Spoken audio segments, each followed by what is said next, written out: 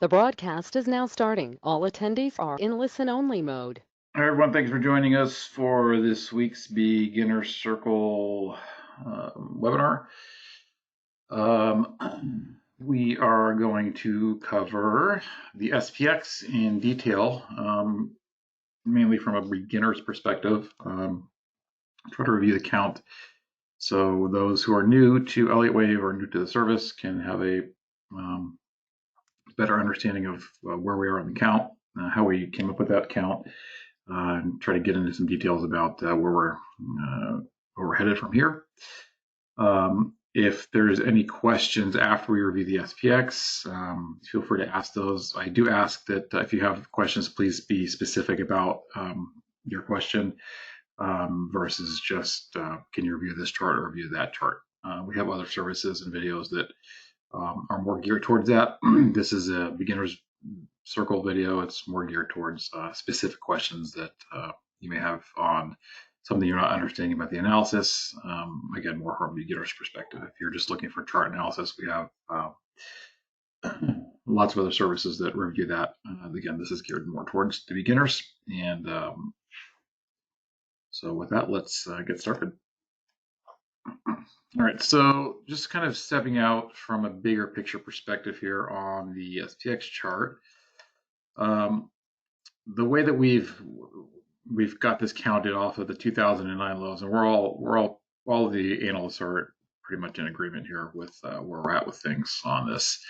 We're counting the low in 2009 as a cycle degree wave 4, with us topping in a wave 5 here back in December 2021, likely in the top of super cycle wave 3, with cycle wave 5 coming in at that high. So that's the base case that we have right now, and from a risk management perspective, that's how we're viewing the market. We may see a larger B wave up before this breaks down to this larger C wave down, but we are viewing this as the primary count having topped here. There is still an outside chance that we will see another higher high in the form of this yellow count. However, to get that higher high under the yellow count, we're going to need this to take the shape of a diagonal off of the lows.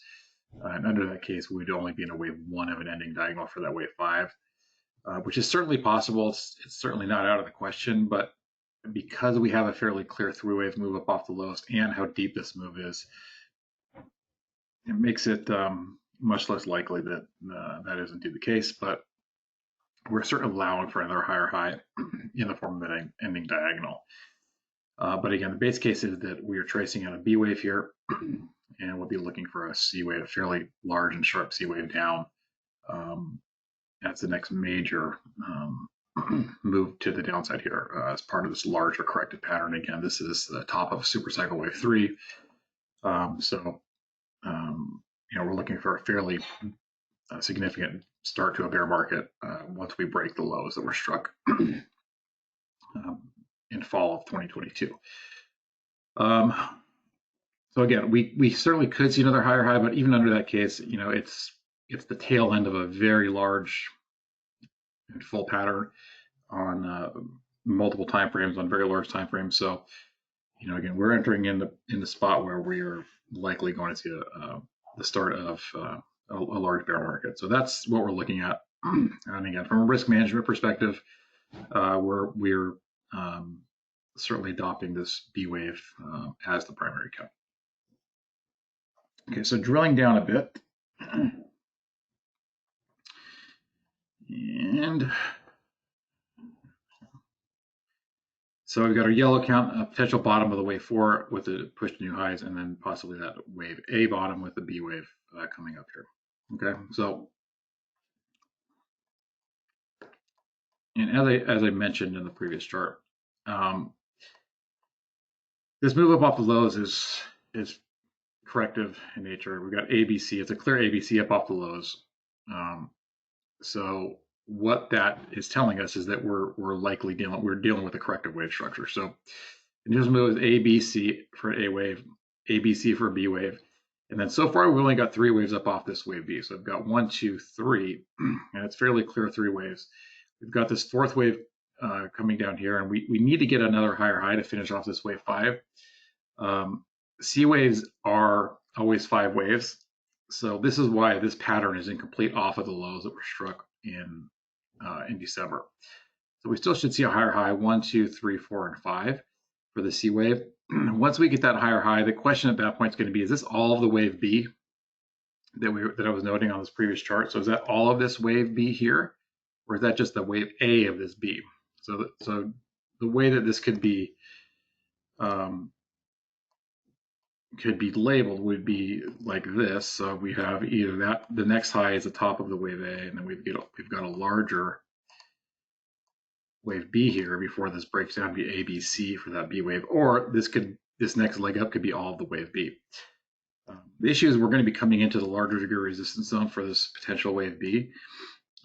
So that comes in here at the 42.91 level is a 61.8 retrace of this entire move down off the highs, and the 76.4 retracement level is at 44.84. And then our 88.6 is at 46.38. So this is the retracement zone right here, this blue box. So once we hit this region, this is high enough for this to be all of the wave B. There is a bit of an issue with the time, how small this is from a time perspective. This A wave took over a year to complete. So this was from December of 21 all the way to December of 22, or October of 22. So December of 21 to October of 22, so about 10 months. And then we're at October into now February. So it's fairly short from a time perspective. So it's really possible this would be just an A wave of a B, A and then B and then C for a deeper, higher B wave there. But we certainly have to be careful because this is in the retracement zone for that potential B wave, 61.8 to 88.6. So we're going to be in that retracement zone. So we certainly need to be careful.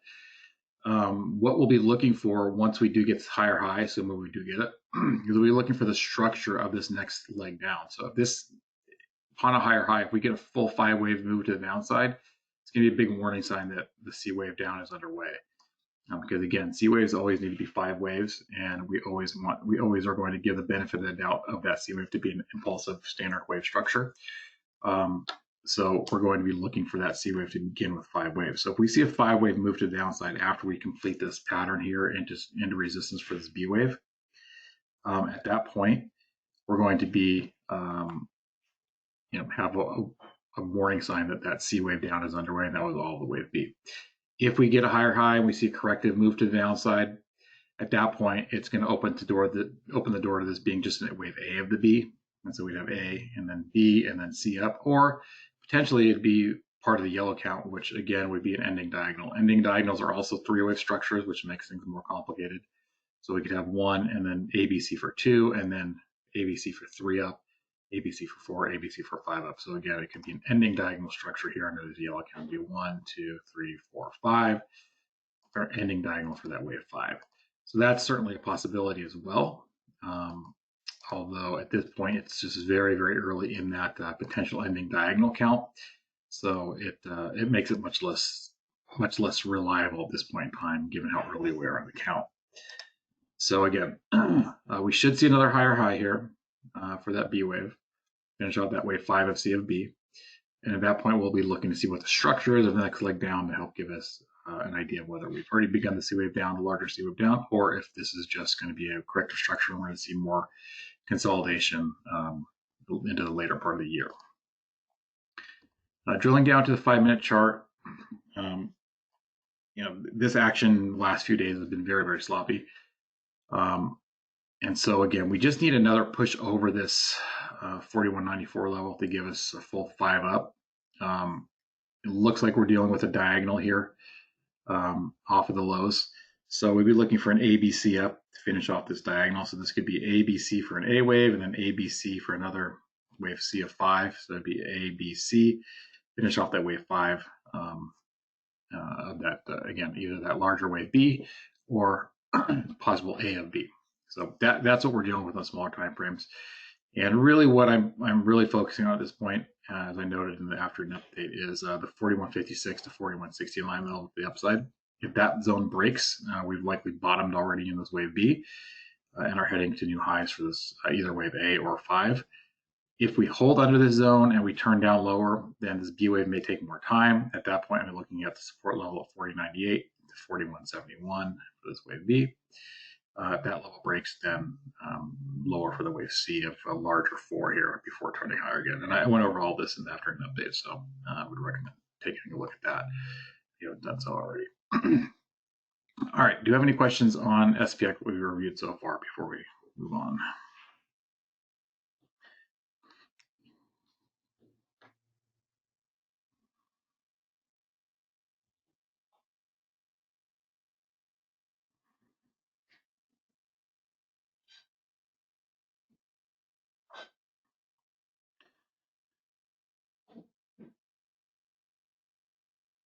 What degree would that be? 5 wave downs of what degree? Which chart are we talking about? On the 5-minute chart? Larger degree chart? I'm not sure what you're referencing.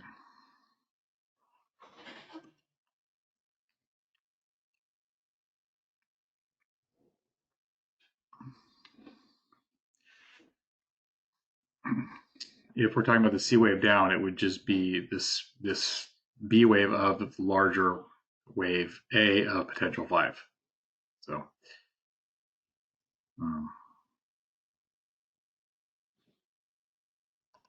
on the 5-minute chart, the 5-minute SPX chart, off of the retracement box for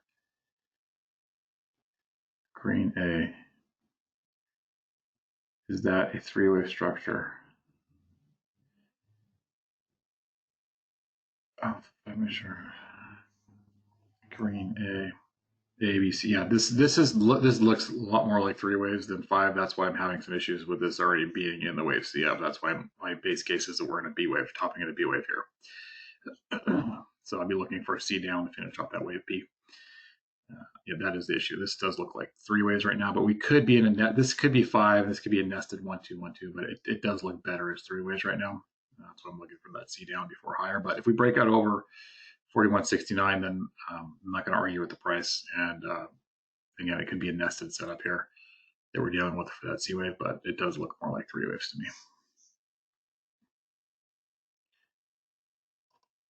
A lot of variabilities in those ABCs. What is most likely count on SPX for daily right now? It could be about 11 down. So XPX, I'm assuming, yeah. Again, we're all on the same page on this. Our base case is that we're dealing with a B wave retrace.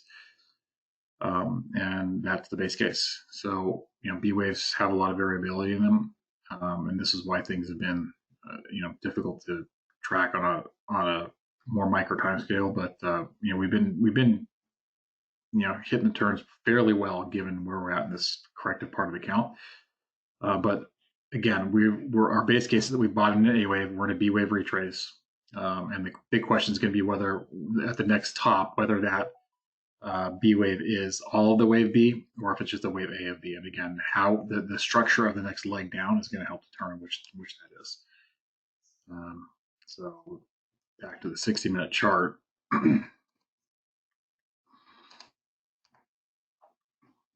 So after we get that higher high to finish off with wave 5 of C, if we get 5 down, that's going to signal we've already begun the C wave. If we get 3 down, at that point, it opens the door to this just being a wave A of B, and then we'll be looking for that C wave up for a larger B.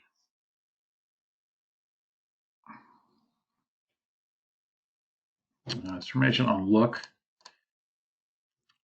It's on structure and fibs. So that's always structure and fibs.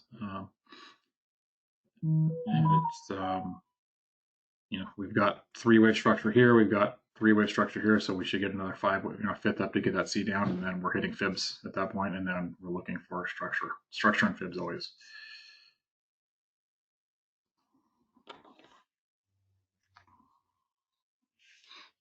And the smaller degree, the further down you drill as far as smaller degrees, when you get down to like 1 minute and really small time frames, the structure can get less reliable, and you can start to zoom out and a better idea where we're at structure-wise. Each chart has its own, each instrument has its own time frame that really works the best. So for example, on Forex and like the DXY, I really won't use anything less than a 1 hour chart, just because anything less than that tends to become very unreliable. Just there's a lot of noise in those smaller time frame charts, so it just becomes less reliable. I know Avi also uses the 144 minute chart on silver for the same reason that the smaller time frame charts can get really noisy, and it's just less reliable the further down they drill. When we know if the all-time high is in or not. Again, our base case is that we have put in a high here. I mean, not an all-time high, but a significant high that could last for quite some time. But that's the base case. So, we've got this. We've already broken key support levels here, and we have a corrective move off the lows. So that's the base case. The base case is that the high is in. We won't know for sure until we break the lows that were struck back in December. That's when we'll know for sure. We start breaking down the December lows. I'm sorry, the October lows. But we'll get a better idea if we get that higher high. Once we get 5 down off that high, that's going to give us, further indication that is indeed the case. But right now, the base case is that we have put in the high for the super cycle wave 3. And from a risk management perspective, that's certainly,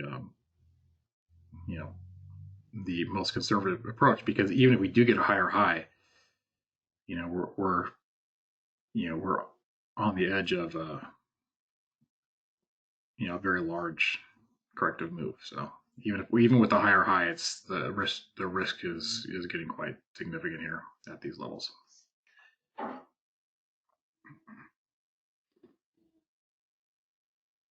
Okay, any other questions on the SPX? All right, so I'm going to review the NASDAQ and the Russell 2000 because those are things that I cover, and we'll open up to questions on other things. These are tracking fairly similar counts as the SPX right now. I'm also looking for another higher high to finish off this wave 5. The NASDAQ was finished the day pretty strong. So ABC, and we're already through the pivot here at the 76.4 extension. Whenever we're looking for a confirmation that we've bottomed, we lay our fibs out. So we've got A, B, and we lay them out at the start of the initial move and the bottom of the retrace, and then we lay out our fibs, and we're looking at 61.8 to 76.4. This is our initial pivot. If we can push through that 76.4 level, that gives us a signal we've already bottomed here, which we've done in this case. So we've got A, B, and then potential 1, 2, and then potential 3. So we're potentially in the wave 3 of the C up here. We need to continue to push higher. We need to hold this 12,528 level and get through the 100 extension at 12,836. Give us further confirmation of a bottom, and at that point we can be looking for this to continue to push higher towards 13,200-ish. Finish off this wave C of 5 on the NASDAQ. So NASDAQ is a little bit stronger than we're seeing on SPX at the moment, just based on getting through that pivot there. Whether that holds or not is still yet to be seen. We still can turn down and get a larger corrective retrace for a larger B wave before pushing higher, but it's certainly off to a good start. So this may be a little bit ahead of where we're at on the SPX. Russell is also at the upper end of that pivot. So the same pivot, 76.4 extension of this initial move up off the lows. So also potentially there. We do need to continue to see further confirmation with a break over the 1967 level and the 1982 level. So AB and then through at 1982 would give us further confirmation we've already begun to see up. That potentially could take us up to around 2020 to 2044, possibly as high as 2067 to finish off this wave C of 5 of the C. And then again, we're looking at basically the same count, corrective move off the lows for an ABC. So it's ABC up, and then again from after we get this next high, the question is going to be, what does the next leg down look like? Is it 5 waves or is it 3 waves? If it's 5, then it opens the door to already being ready to push down to new lows that were struck under the December lows. If it's 3 waves, sorry, the October lows. If it's 3 waves, then we're likely going to be dealing with more corrective action into the later part of the year. So again, after the next higher high, the structure of the next move down is going to tell us. It's going to tell us a lot as far as how things are looking. All right. Any questions on the Russell or NASDAQ?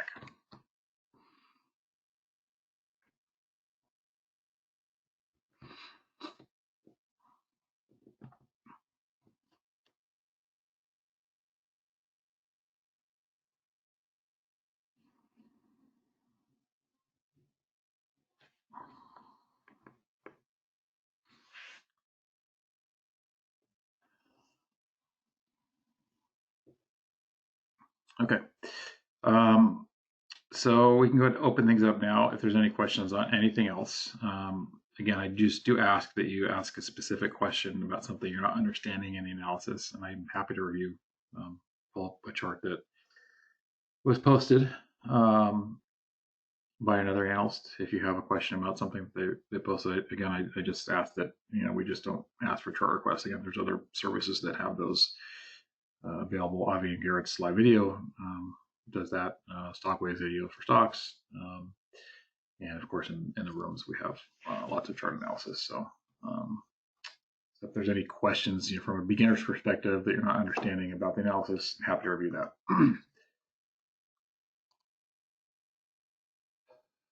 Okay, so TLT. My question probably is, I don't understand how TLT would not have another lower low if, as the Fed claims, they raised their Fed funds rate 2 to 3 more times. Why don't the chart show the possibility of a lower low? Okay, well, first of all, the Fed follows the market. So the Fed is in less control of things than is perceived. So whatever the market decides bond rates are going to do, that's what the Fed will follow. So it's a bit counterintuitive, but the Fed follows the market. So as a general answer to that question, that's the general answer to the question.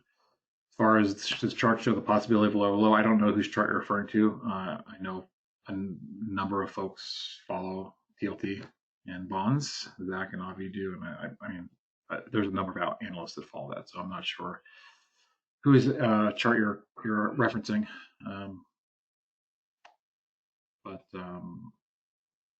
yeah, I would have to, if you want to let me know whose chart you're referencing, I might pull it up. But I'm not sure if which analysts you're referencing not showing the lower low.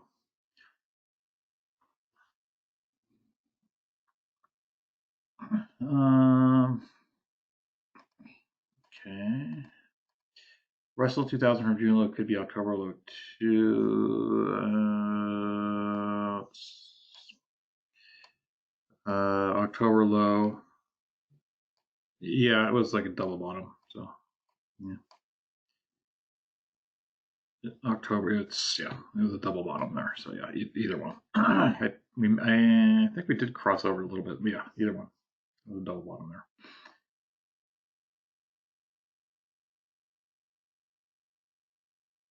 I didn't avoid the question, I answered it. So if you want to let me know which analyst you're referencing, I can pull the chart up. But again, the Fed follows the market, so the market is in control of the Fed fund rate. So sorry you didn't like the answer, is what it is. All right.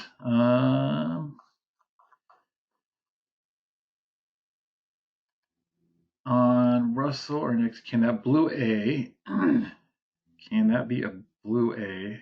Where's I'm going to hit it over. Let me see if I understand the question.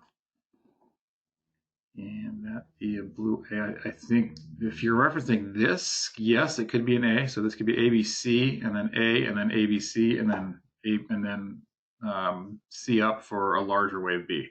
Yes, that's possible. That's what you're asking.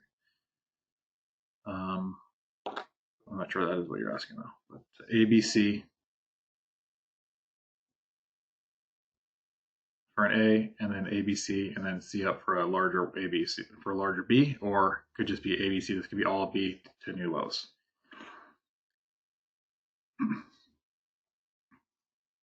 Where it ended today.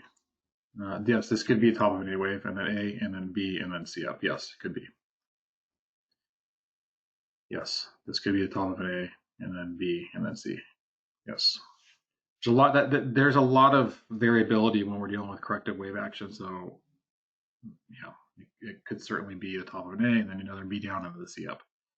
That's certainly possible.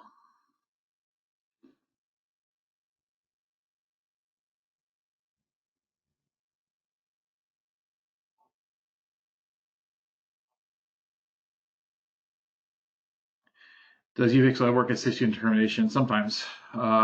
There is oftentimes the volatility charts will be cleaner than what we're seeing in the equity charts, and it will help kind of give a push one way or another. We've got a somewhat ambiguous primary versus alternate count in equities. Lately, that hasn't been the case. Lately, volatility charts have been a lot more sloppy and unreliable than the equity charts. But that's actually in the last 10 years I've been tracking volatility charts. That's been it's been the exception. More often than not, over the past 10 years, volatility charts have been more reliable than equity charts. But in the last 6 months or so, it hasn't been the case. Volatility charts have been pretty sloppy.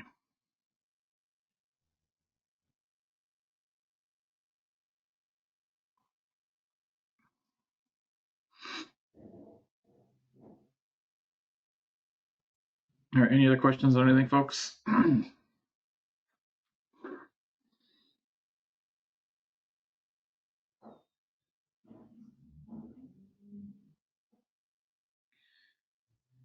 right, so that looks like everything from questions perspective. Thanks for joining me today. I'll be back in about a month, I think. And otherwise, if you have any questions, please feel free to ask in the room during the week. One of us will be happy to answer those questions there. Thank you all for joining us. Have a great rest of your evening.